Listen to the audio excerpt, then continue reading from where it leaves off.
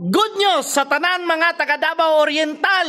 Pa-like and share naning kamot si Senator Bungo para mapadayon ang airport diya sa Mati City, Davao Oriental. Diretso na lang po ako, may mga lumalapit po sa aking opisina at humingi ng suporta sa pag-develop ng kanilang mga airports tulad ng Mati. Paano ba ito maging operational? It will help decongest the Davao Airport po. Ayos! Itong Mati Airport at nandun rin po yung turismo. Hindi na nila kailangan umikot Bungo. ng 3 oras para pumunta ng Mati. Baka pwede pong may pagpatuloy ito na umpisa na.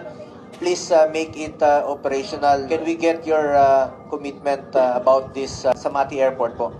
Yan. Sa tulong po ninyo, Good Mr. news. Chair, this committee, hingin po namin ulit to para mapunta Sana ay mapadali at mabigyan ng pundo airport para naman mapagpatuloy ang airport we can dyan operate it. But sa Mati City. Funds badly, Mr. Chair.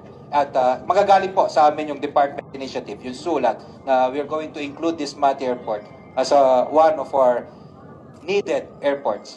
Baka pwede nating tutukan po ito, itong mga airports na pwede naman pong tapusin and make it operational po.